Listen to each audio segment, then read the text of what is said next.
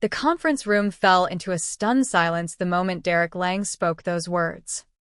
"The team stays. You go." He said it casually, like announcing a minor budget cut, his polished smile never wavering as he pointed at Alex Rivera across the polished oak table. Alex, 52.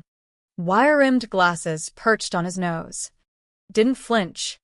He simply nodded once. His face calm, almost serene, as if he'd been expecting this exact moment for months. The rest of us, engineers, devs, compliance specialists, sat frozen, the air thick with disbelief. I was there. Jordan Ellis, senior platform engineer, watching it unfold from the far end of the table. Derek, our new VP of engineering at Sentinel Forge Technologies in Austin, Texas, had been gunning for Alex ever since he took the role 6 months earlier. Alex wasn't even a full-time employee. He ran his own consulting firm, Rivera Secure Architectures, subcontracted through us for the massive federal modernization project. We were rebuilding secure data infrastructure for the Department of Homeland Security, $200 million contract, strict compliance requirements, uptime guarantees that could make or break national security reporting systems. Derek hated that Alex held so much sway. Too old school, he'd mutter in closed-door meetings. Doesn't get the agile vibe. Too much gravity in one contractor. Gravity, that was Derek's favorite corporate buzzword for anyone who didn't play the political game. Alex didn't chase optics or LinkedIn clout. He showed up in simple button-downs, carried a worn leather notebook filled with handwritten schemas and clause references, and spoke only when it mattered. But he had written the core architecture, modular, self-auditing systems with built-in license checks tied to custodial continuity. In federal work, continuity isn't optional, it's mandated by FAR clauses and audited relentlessly. That morning's all-hands review was supposed to be routine. Derek had prepped slides full of velocity metrics and optimization charts he barely understood. He strutted around the room, gesturing wildly. "We need better alignment. Decentralize the decision-making." His eyes flicked toward Alex, without meeting his gaze. Then came the hammer. "Alex, your role here has run its course. We'll transition the team internally." Alex stood slowly, buttoning his blazer. "Understood." One word. Steady. Dignified. No argument. No plea. He picked up his notebook, the one where he'd sketched every critical dependency over the past 3 years, and walked toward the door. That's when it happened. 11 of us rose without a word. Maria from DevOps, Tyler the compliance lead, even quiet interns. We followed him out, footsteps echoing like a silent protest. Derek sputtered behind us about loyalty and HR repercussions, but no one turned back.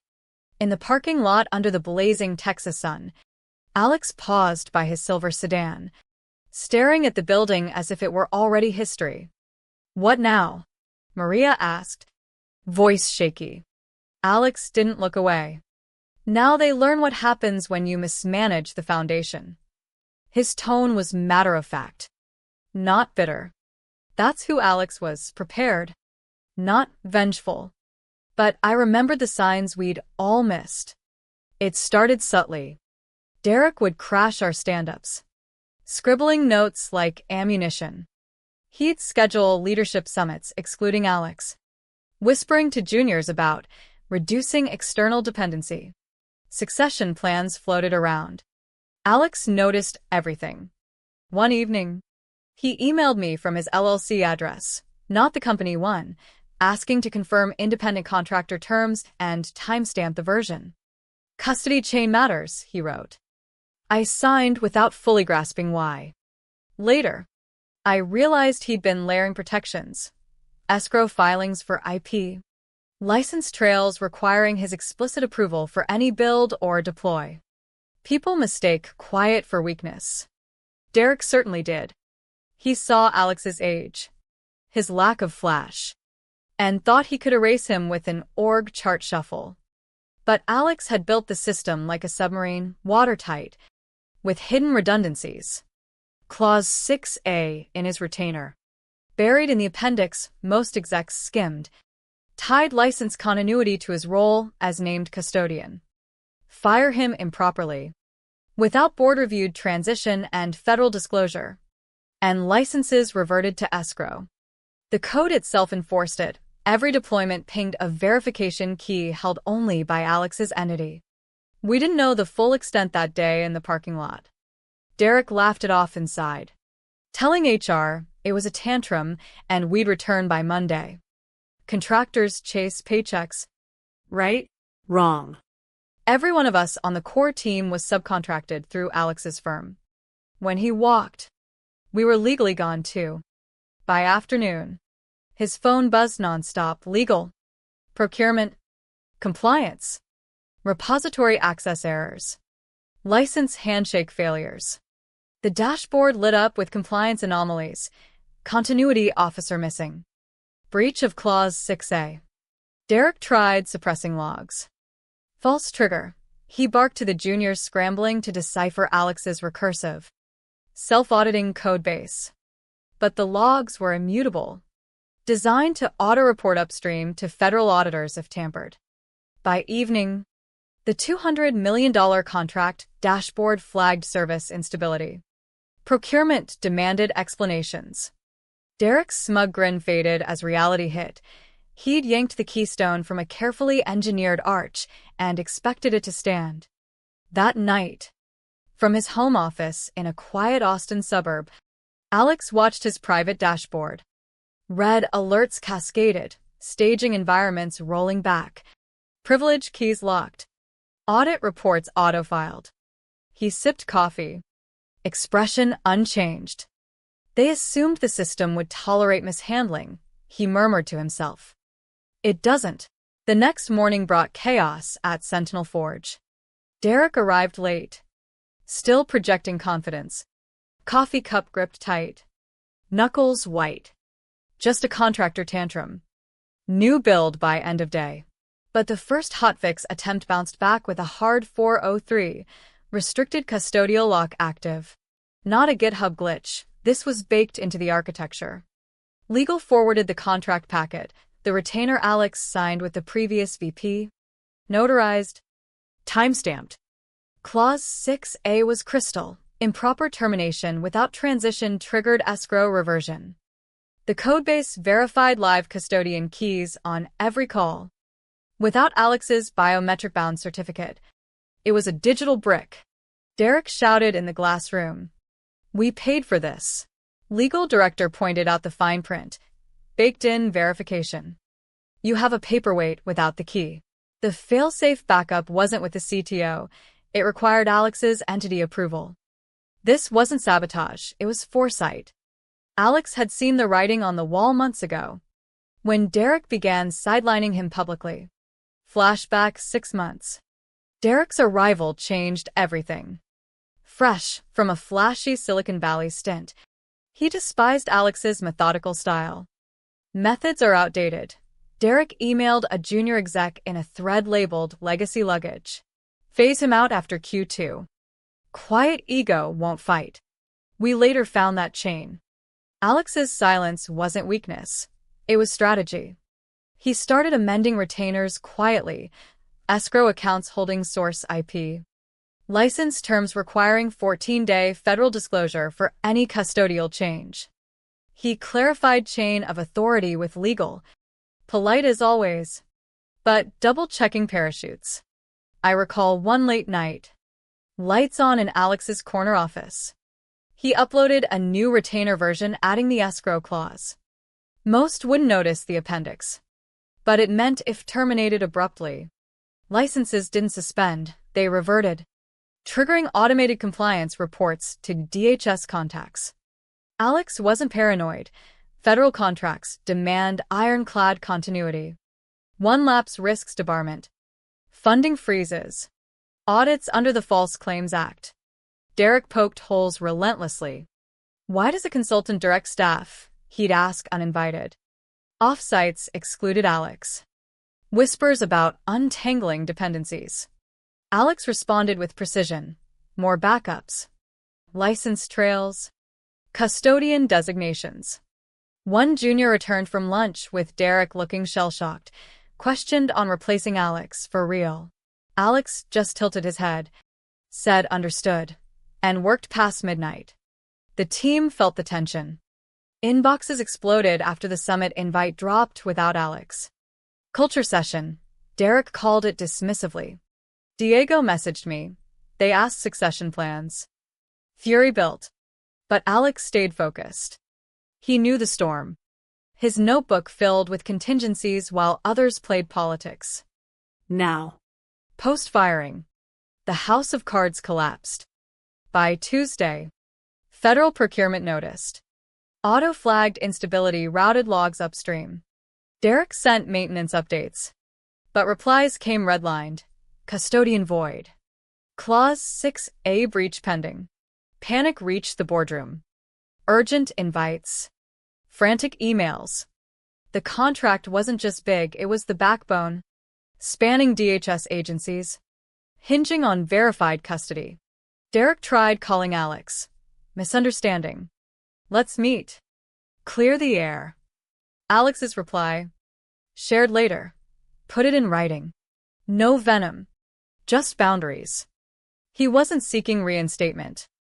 He owned the leverage now. The buried email surfaced via Maria during cleanup. Derek's phase-out plan. Mocking Alex's quiet methods. Alex read it once.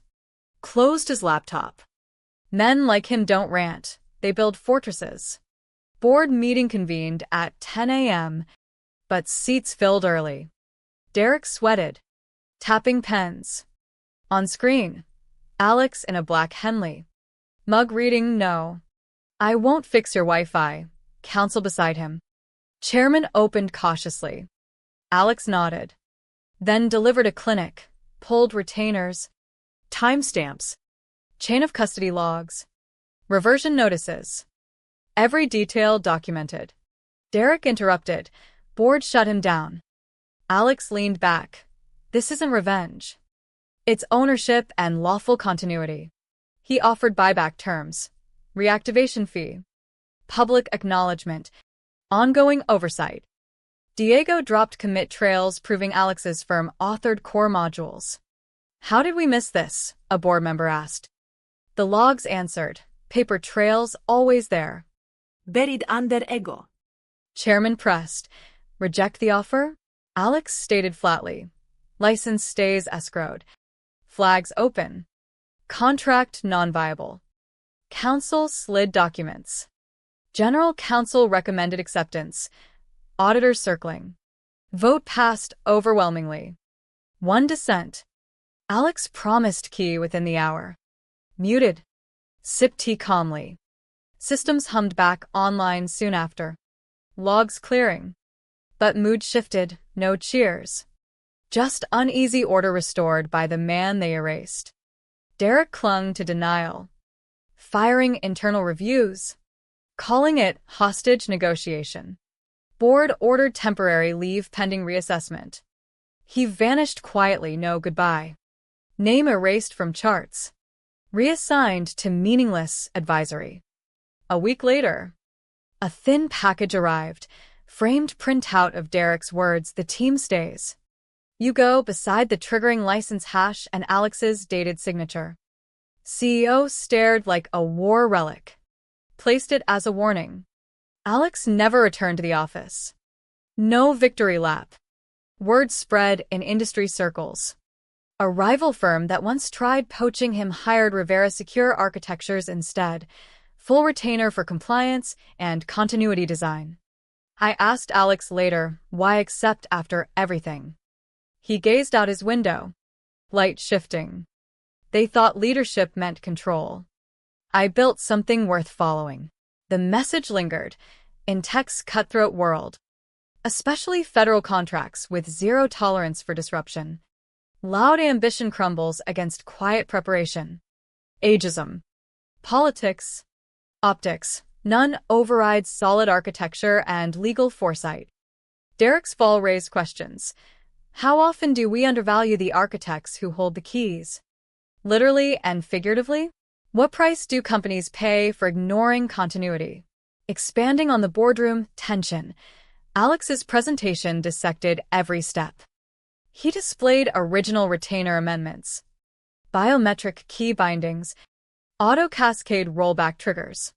Federal client logs proved upstream reporting. Derek's face drained as compliance director confirmed, without resolution. Debarment risk. Funding hold. Alex's counsel emphasized lawful resolution, not punishment. New terms, retained oversight on implementations. Mandatory external review for future changes. 14-day disclosures. Violations auto-revert. It wasn't a leash on Alex, it bound the company. Signatures followed. Alex emailed verified key. Green alerts flooded dashboards. Teams breathed. But whispers grew. Respect the foundation or lose it. Derek's bluster lasted days, tantrums in threads. Spin attempts. Board saw through it. His reassignment became permanent silence. Office felt corrected, not somber. Federal procurement meeting sealed it. Senior liaison Janice Holm demanded verification. Derek uninvited, behind closed doors with legal. CO. Alex. New PDF shared. Oversight clauses ironclad. Post-resolution. Alex's firm thrived. Competitors sought his expertise, recognizing value in his methodical approach. The $200 million contract stabilized, but with new guardrails crediting his contributions publicly. Psychologically, Derek's ego couldn't handle the mirror. His optimization exposed systemic flaws he'd ignored. Team reflected on loyalty, not to paycheck, but to integrity and expertise. Months later, systems ran flawlessly under Alex's remote oversight. No parades, just quiet competence. The framed warning in exec offices served as reminder. Ambition without substance invites collapse.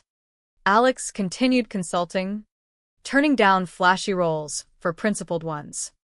His story spread subtly, lessons in boardrooms about valuing quiet experts who embed resilience. The core message haunts, in a society prizing charisma and disruption. The prepared, the custodians of continuity, ultimately prevail. Derek chased control through erasure. Alex built ownership through foresight. Companies ignoring this risk not just technical failure, but ethical and legal reckonings. What if more leaders recognized that true leadership follows solid foundations rather than forcing them to bend? The locks Alex installed weren't traps, they were safeguards against hubris. In America's competitive tech landscape, where federal work demands accountability, the quiet ones who plan long games don't just survive, they redefine the rules. The building Derek once ruled with hallway ambushes stood quieter now, corrected by the architecture it once tried to discard. And somewhere in Austin, Alex sipped coffee, dashboard green, knowing the system worked as designed, worthy of following, not controlling.